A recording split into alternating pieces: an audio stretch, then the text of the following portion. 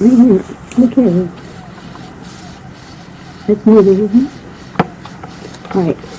Ruth, your mother told us a great deal about the history of Chesaning and the beginning of the library. We would like to have you tell us a little more about our Chesaning Public Library. Well, I think we should begin with the new library itself. Some facts about it, in case in posterity something ever happens to it or we ever move out of it. The village donated property for this new library on the corner of Canal and Broad Street, which is right across the east side of the bridge, and the southeast corner of Cole Park. The Peet family provided the money for building. The contractor was Ray Wilson, Incorporated, who was in town. He was a contractor and builder who was in town at that time, and the committee chose him for the contractor. The building is 90 feet wide, facing Broad Street, and 40 feet deep, made of brick veneer on the front and cement block. It was at first divided into two parts. The east 64 feet is where the library was housed, and the west 26 feet, the council room. Well, Liz, I'd like to interrupt you here. Wasn't there a stipulation made as to the use of the council room by the Peet family when they made this library? I understood that the council asked that the library be made this much larger, and Peet's agreed to it with the understanding that if the library ever needed the extra space, the library should have preference of it. Do you remember that? I can't remember that, Helen, no. That sounds logical, and it may be that they built it that much larger for that purpose. And of course, eventually, it was all used by the library. But at the time, they didn't need that much room. I think that records will show that Peet's never intended to put the extra 26 feet? They never intended to put a council room on it. They only intended the smaller type library. I don't remember. But that the council asked for that extra space. I'd hate to put that down. That is really correct, because I don't recall. It's surprising how many things you can forget in that length of time. True.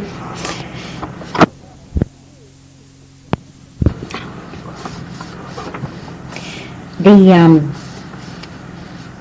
council, back of the council room, what was used then as the council room, was a storage vault, quite a large one, which was used for storing of papers from the library and books which they didn't want to keep out, and also for the village papers were stored in there too.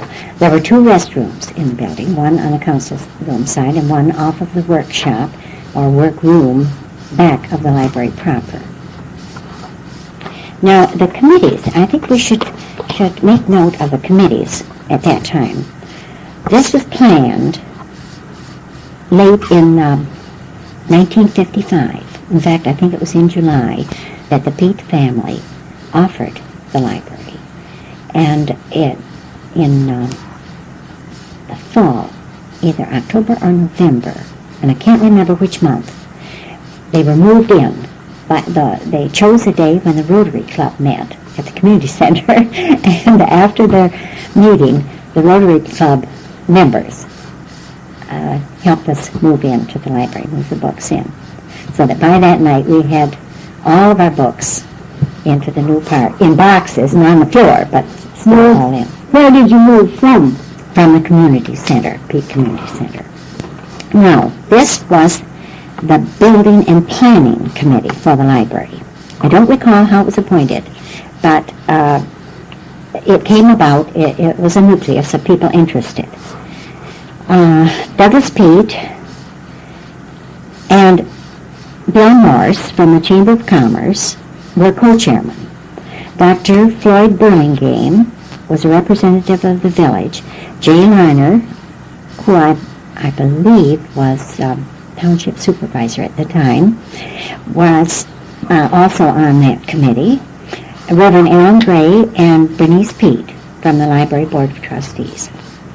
Now, they had another committee appointed, which they called the Interior Library Planning Committee. This other one was just the structure itself, but there was a lot to do after the building was put up to get it ready to move in and use as a library. And these were the members of that committee: Mabel Babian, Floyd Robinette, who's librarian at that time, Corinne Vrabel, Ruth Morse, Adeline Parshall, and Bernice Pete.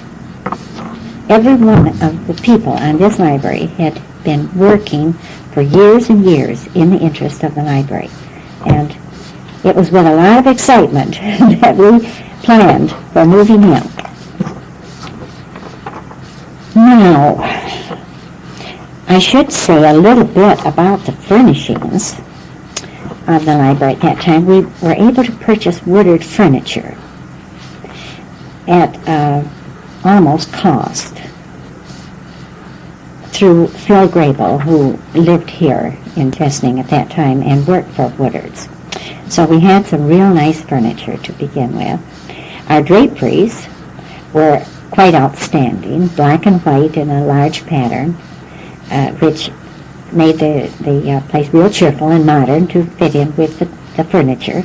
And the drapery material was purchased from Woodard's, and then Eleanor Beebe, who lived here at that time,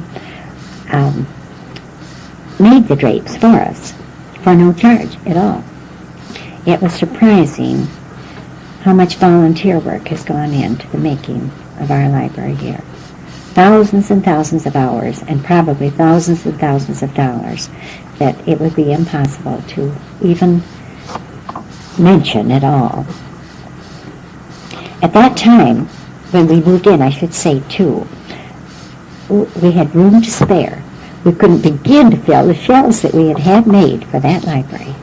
We were so thrilled, and we thought, well, surely this will do us for many, many years, and we can have all the books we want.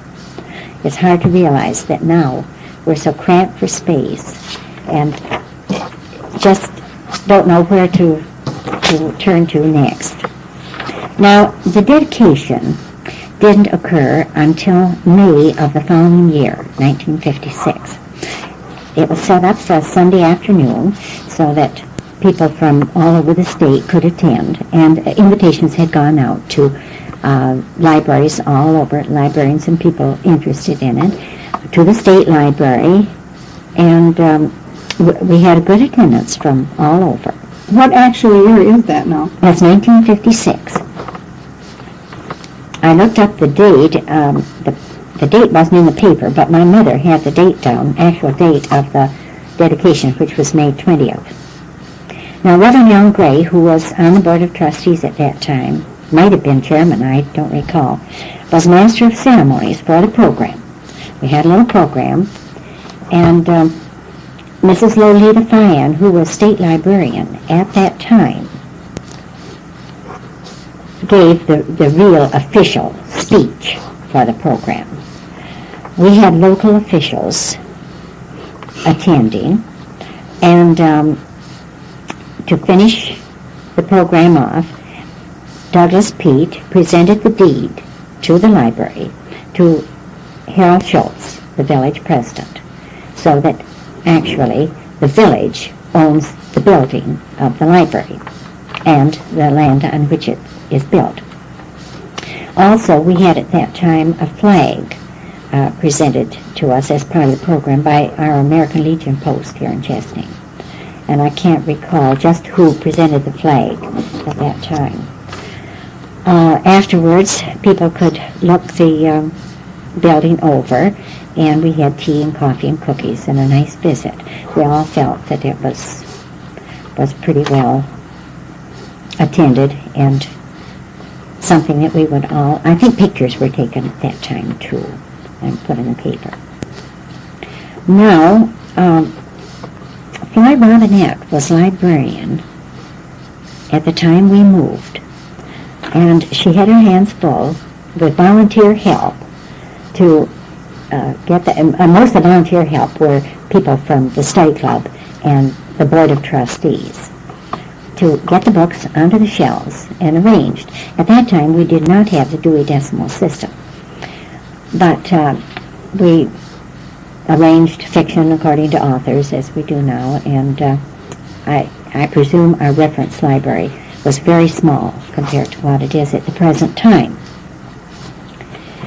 I think this would be a good place to go say a little bit about the library system, which has evolved since we moved into that new building. In fact, not too many years later. In November of 1960, which would be 4 years later, our library, along with many, many smaller libraries, were having a dreadful time to stay above board financially, even to keep open and pay for our librarian and to buy books. We just did not have very much money.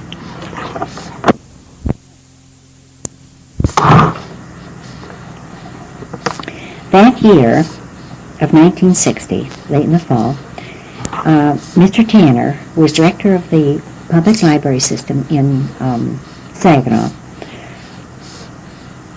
notified us that we would be eligible for part of getting some federal money into this county if we would set up a system with contracts between the smaller libraries and Saginaw Public Libraries. Now, this, he had applied for the grant, but it was up to us to sort of coordinate it and bring, I guess we had to qualify according to certain things to receive this money and get some good of it. There was only $3,000 in cash, which didn't leave any actual money to spend, hardly, except for the expenses of getting back and forth and perhaps, I guess, some staff expense.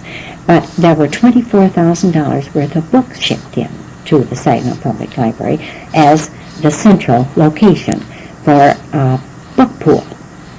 Now, this meant that the libraries which took part in this, which at the time were Merrill, St. Charles, and Chesaning, would have access to this book pool and could have on their shelves a share of it at all times of the year. The books were changed every so many months so that we would have a chance at all the books in the book pool. Well, we immediately jumped at the chance to have the advantage of more books. We paid a certain per capita tax, which I don't recall. It was very little. It meant a lot to us. I think it was 10 cents. Per capita? Would that be too high? Yes, I think that's too high, Helen. It was very little. But we scrounged. We got that money because it gave us such a terrific advantage. Besides that, we had help from the Saginaw Public Libraries in many other ways, you know. They'd answer our questions. We worked as a unit, you might say. And they called it the Saginaw County Library System. As I remember that time, your library card was good in any of these libraries, and their cards were good in ours. At the time the book pool was set up, we could reciprocate with any library which was in it, which was Merrill, St. Charles, and Chesaning. And there was no difference. We could use them. Not at that time. Oh, I see. No. Mm-hmm. Well, very shortly before the end, now it was spring of '61 before we actually got going, because we had to have some meetings. Many boards of trustees in these libraries were afraid they'd lose their autonomy in going into it, and it took some real work to finally come out with cooperation from every library. Freeland shortly joined after that because they had no library, and they had a very small library. I don't remember just when they came in. Hemlock did not come in with us at once. I believe they came in the second year. They could see the advantages because this did work. After 1 year of experiencing the advantages of all working together, it showed up when we evaluated it at the end of the year. Now, we had to have contracts with the Chesaning Public Library for this. Dorothy Fell, do you remember her? She was a librarian in the Chesaning Public Libraries, and Mr. Tanner assigned her to take charge of this system. And she organized us, you might say. She even came to Chesaning and helped us, I forget the term they use for weeding out the old books. There is a librarian's term for that. We didn't know how to do it. We couldn't judge what should be on our shelves and what shouldn't be. She came down and did the entire library herself. It was quite surprising, the way she could help us. The second year, the system received $6,950 and 10,000 more books for the pool. And this really sort of, they had to be out in the libraries. The Chesaning Public Library didn't have room for all those books, so we had to keep them in circulation. Of course, that was the purpose of it anyway. So that, in turn, made it necessary for us to build some new shelving, which we could do. We had plenty of room at that time to put it in. Now, as I say, by that time, Hemlock was in with us. I think they came in the second year. Now, the third year was the year that Chesaning Public Libraries offered the use of their library to any card holder in the entire county. And so that was a great advantage to us.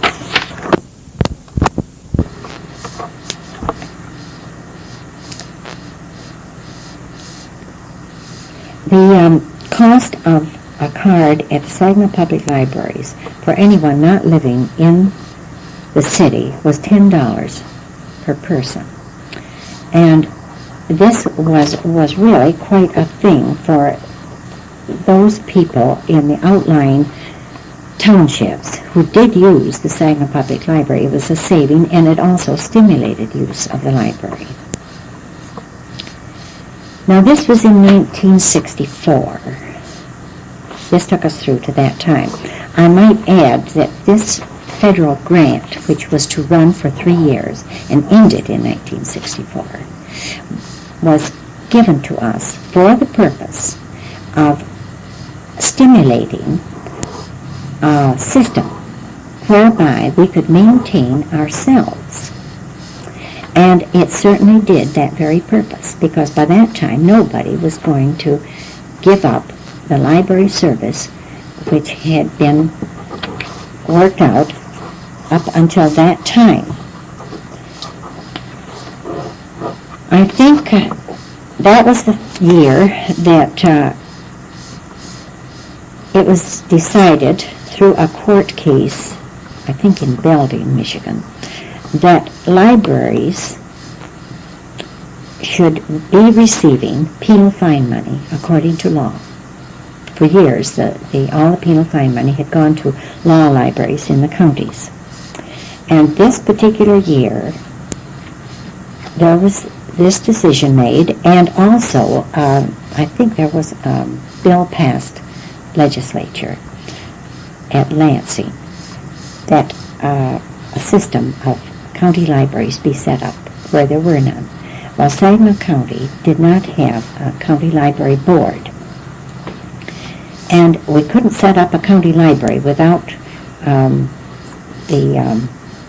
at that time, Board of Supervisors it was called, without their help and without their consent, and I believe without the vote of the people. However, the county library board was appointed by the commissioners, and I think they had one from each part of the county, so that it was pretty well represented. I know I represented Chesaning Township Library, and the other libraries were represented as well. even Frankenmuth, and they weren't in our system at all because they were independent and they hadn't gone in with the county system. Now, due to this change and receiving penal fine money, we had to make contracts. Each small library, and this applied to Chesaning as well, we had to have contracts with the township boards of each township that we served, which meant that we went to each township board. Now this took, Helen, you went with me a good many times. Yes, I did. And went to board meetings, and we visited officials from the township boards and talked with them. And eventually, we did have contracts with Brady, with Albee. What's the township out by Chapin, yes. But not Maple Grove. No, we couldn't sign a contract with Maple Grove. That is, they didn't want to be included in it. So, and of course, Chesaning Township was included in this. But we had contracts with them that they would turn their penal fine money over to the Chesaning Public Library, and in turn would receive our services. Now, for this first year that it was begun, we only got their penal fine money. We didn't get any extra money. We were supposed to work up to 3/10 of a mil from each township. That was in order to receive state aid, which was one of the qualifications at that time. But we did receive, it was quite a thing. I don't recall that first year how much penal fine money Chesaning Library got. Maple Grove was included in with us, but the County Library Board had to make a contract with their board to take their money, their penal fine money, and give to Chesaning Library. That's the way we got around it. So Maple Grove did get service, but we only got their penal fine money. We never got anything more from them. They would not sign a contract They would with not sign a Chesaning. contract with Chesaning, but they signed a contract with the county board. So that eventually was worked out in that way. Now, as the years progressed, and the state qualifications for state aid became a little greater each year, we had to go out and get extra money from these townships in order to bring it up to 3/10 of a mil from each township, because penal fine money didn't amount to that much. Well, all the townships pretty well took care of that for us, except Maple Grove. We never did get any more from them. Now, we thought we were on a third of a mil. It had been so long since we voted that millage from the township. I can't recall when the early years we did that. It must have been in the 1940s sometime. Early 1940s. That would be in your mother's Yes, report, I think. I'm sure it is. I didn't, she perhaps told the date of that. We found out later it was just a quarter of a mil. It was 0.025 mils that we were getting. And we realized that we just had to get more money. So by 1970, which was 6 years later, after we started receiving the penal fine monies, by 1970, it was judged that it would be a good time to put it on the ballot in Chesaning Township to ask for a complete 1 mil, which would maintain the library. Previous to that time, you know, Helen, we had closed down on hours. We didn't qualify for state aid one year because we weren't open enough hours. We didn't buy enough books. We didn't serve the people. The people who were coming in didn't pay us enough money, you know, to qualify us. We were in a really bad way, a bad bind. And I'm sure we cut off services from some of the townships, because I saw a letter the other day that had been sent out from the Library Board of Trustees notifying these townships that they'd have to pay a fee of, I think, $2.50 for a library card if they wanted to continue. I don't recall that year, but it must have been shortly before 1970. Well, this is somewhere in here. I don't know just what the years were that I was on the board. Well, you were on the board when we went into the system. You had just newly come on. I remember that. When we started the Saginaw County system, which would be in 1960. You might have gone on that year. Well, I don't think so, because we moved back in 1960. It must have been 1961. Maybe 61 then. At least. And I was on 10 years. Well, somewhere in there, the council moved out of the library because the library needed the space. And when the council moved out of the library, they cut off the telephone, and the library was forced and had many more expenses than they'd ever had before. That's right. They had they had to take care of everything completely. While the council was in the library, the library did not have to take care of the lights or the furnace or the telephone. But as soon as the council left in a little bit of a huff, and so they immediately put all of that onto the library board, which made a great deal more expense. And I remember that along in that time was the time when they called in consumers, and consumers told them that one way they cut down would be to change their lighting. So they took out all the old lights and put in the new type fluorescent lights in order to save money. And that was one reason why they were so short of money. That's very true. Now, this took place in 1966, and it was really brought about by the settling of the building the previous year. All of a sudden, well, it was gradual, but suddenly it became crucial, let's say. The building settled so that you could actually feel a downward slope, yes, to the floor, and great cracks appeared in the northwest corner of the building. And in fact, I think it rained in through some. I remember seeing a picture of the girls drying out the material in the vault, which got wet. It was really quite serious. And the village talked about it in 1965 in the fall. It was discussed at their meetings what they would do, but they didn't take any action until 1966 when the Pete family offered to pay for the repairs, which had to be done, and the village council moved out that year and gave us the extra. The building was repaired. What they did, I don't recall. Probably the record is someplace at the library. Jacked up and the cracks filled. I believe it was newly painted inside and refurbished as far as the foundation was concerned. What had caused it was the settling of the ground. Apparently, before the library was built, no testing was done as to the soil underneath. And the village council moved out that year, and Pete's reimbursed the village for the cost of the repair work, and it was turned completely over to the library. In fact, there's a picture at the library showing them going into the new building. It seemed awfully bare then. Yes, it was 4 years later that we put this to a vote. Each year, something crucial would come up in the community, and we didn't think it was a good time to ask for a whole mill for the library. But our services were so cut down, our expenses were so great, that it had to be then or we'd practically fold up.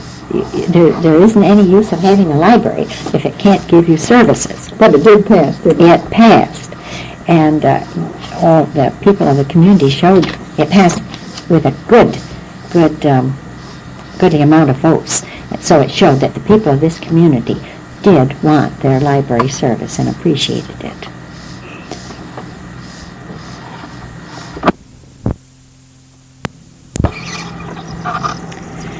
This brings us to the present time. Now, in 1970,